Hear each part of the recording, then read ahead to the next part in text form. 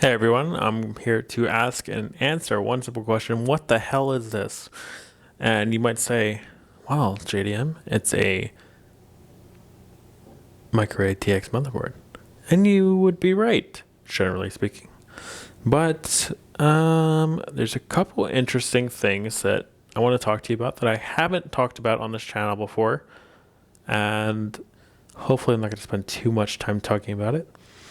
But this in particular is a Supermicro X10 SLQ motherboard. Now, inherently, there's not a whole lot special about it. It's an LGA 1150 motherboard.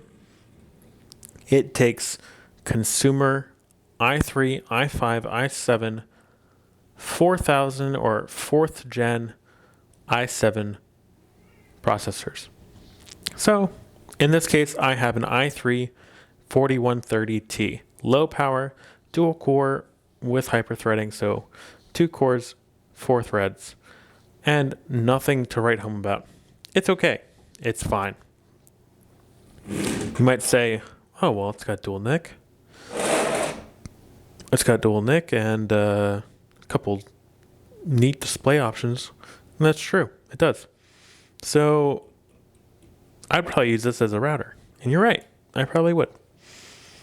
But interestingly, it does have VGA, DVI, DisplayPort, and HDMI. So that's all the 4 main ones. And then onboard audio, which is nice. And you don't really see too many Supermicro boards that have that. So that's pretty cool.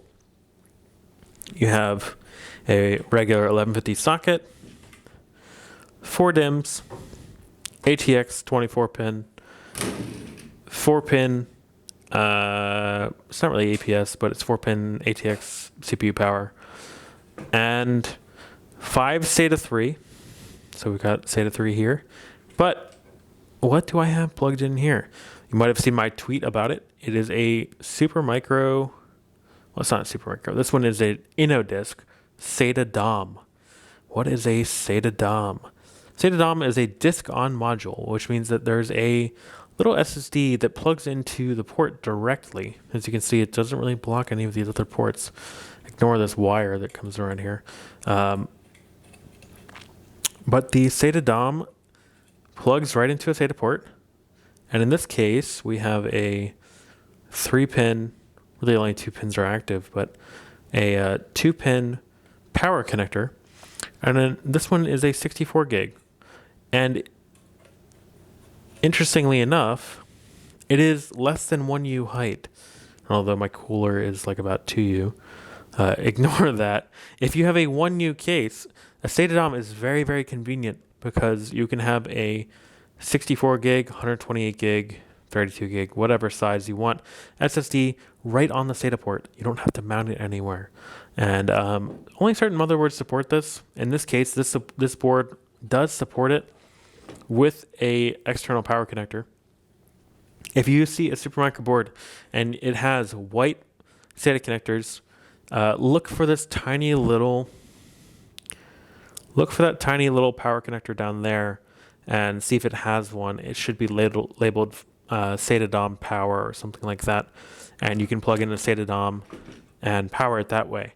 Even cooler, I don't have one of these boards on hand, but if you see a yellow SATA port on a Supermicro board, you can have a SATA DOM that is powered natively by the SATA port itself, and you don't need this power.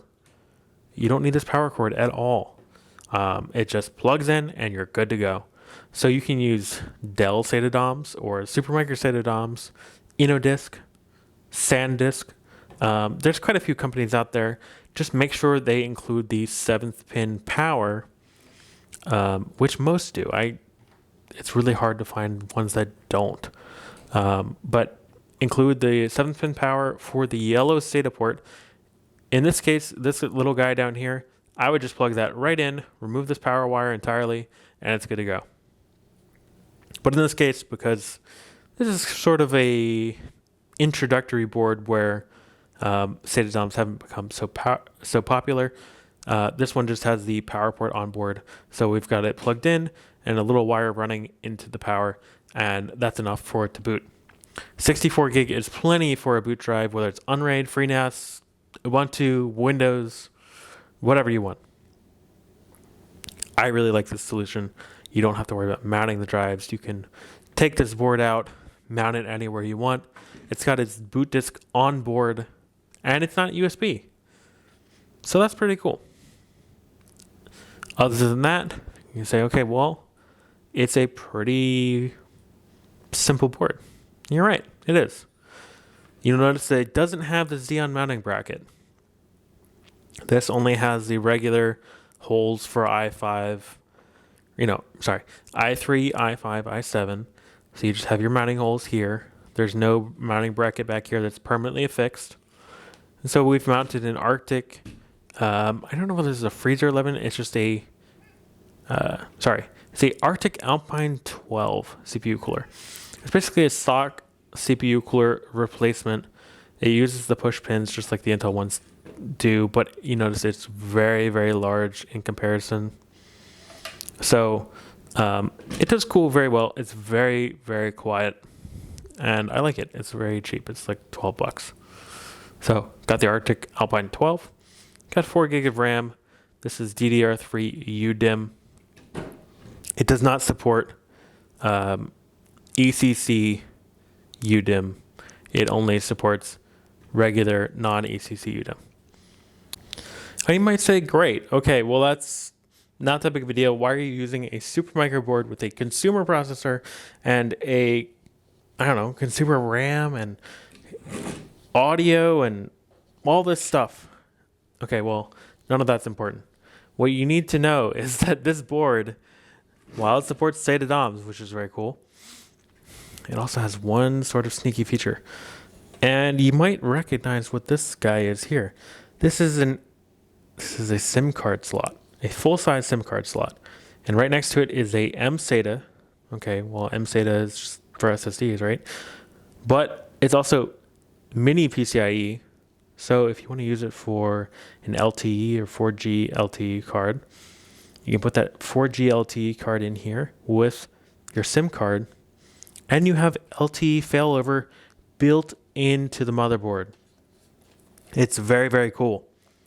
So in my opinion, this would be a fantastic pfSense or OpenSense board.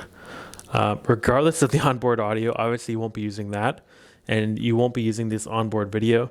This is a very interesting workstation style motherboard, but it does have dual NIC, and they're not IPMI. It's just straight up dual Intel NIC. So you'd have one WAN for your broadband connection, one LAN for your local connection. You can have LTE for failover with your SIM card in place. And it's very, very cool. Now, I haven't gotten around to messing around with this yet. I've just gotten this put together. I've got 4 gig of RAM, an i3 4130T, and the SATA DOM, which I'm going to use for boot. But I plan on putting an LTE card in here. And now, some of you are familiar with my workplace situation.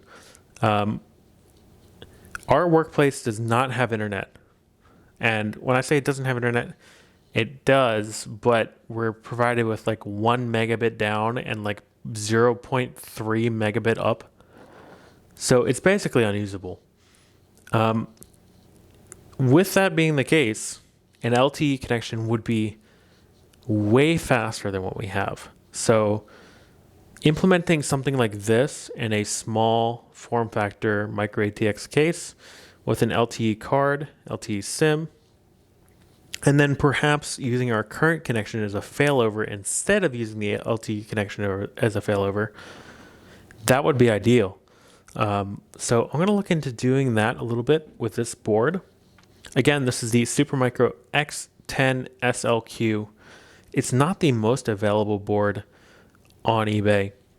You can find it out there. I managed to pick this one up for, I think, $50 with shipping included. So I'm not going to guarantee that price, but it is a very good deal at that. And again, it's socket 1150, so it supports 4th gen i3, i5, i7. I think it supports Celeron Pentium as well, but probably not going to use those in there. The i3 4130T is very cheap and very power efficient, so I'd probably use that, which is, again, what I have in here. It's a very interesting board, and because it has so many options and it can be used as a workstation board, it has a full X16 PCI Express. If you want to add a GPU, it has the LTE option. Hopefully I can get around to playing around with this a lot and seeing what it's capable of, because if I can get an LTE connection to work while I'm at work, it would allow me to do a lot more things, interact with the community a lot more, make a few more videos and get things rolling quite a bit. But anyway, I just wanted to talk to you about this board. It's very reasonable and relatively easy to acquire. Other Supermicro boards that have this LTE and SIM option are very expensive. You're looking at the the X11 series boards, and as far as I can tell, they've been in the $400 to $500 range. So it's very hard to get a hold of one of those for a reasonable price. And even then, they're going to be way overkill if you're just going to use this as a LTE failover with pfSense or OpenSense or something like that. But if you can get your hands on one of these boards, even if you're not using this, you say you're not using the LTE at all, it's got dual NIC. It's got support for processors that have AES-NI. It's relatively modern, socket 1150, so it's not too old, it's not too new. It's very reasonably priced. Pick up one of these for your pfSense router. If you need LTE failover in the future, you have the option for it. So that's what I would recommend. Hopefully I get to play around with this quite a bit in the future. And I'm very interested to test out the SATA DOM and see if I will end up making a recommendation for these in future builds, because as far as this build goes so far, it's very convenient, and I like having it on the board and just having it permanently plugged in. I don't need to worry about my boot device or anything like that. It's just there. So again, I'm just going to play with this a little bit. I want to talk to you about this, introduce it to you, and see what you think. If you have comments on this board and thoughts about it and things that I should do with it, please let me know. I might make a forum thread on this board in particular and just say, hey, check it out. Let me know what I should do with it. And I'll do some testing, because I do have a couple of AT&T unlimited LTE plans that I can test with it. Maybe I'll test router. Maybe I'll test pfSense with its own failover, LTE failover. Maybe I'll test Windows or Ubuntu with LTE and see how they work as a dedicated setup where, maybe you just need one machine that has failover. You don't need your whole network to have failover. You just have the one desktop that has failover. So it's a very interesting board from a consumer's perspective. It doesn't seem to really have one focus. It can do many things. You have every single display type right here. You have USB 3, dual NIC.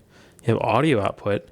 Why would you have audio output on a board that has LTE with dual NIC? It seems to kind of do everything. So that's very interesting to me. If you have thoughts about this guy, please let me know, and I'm happy to talk to you about it. But this will not be the last that you see of it, and I will catch you guys soon.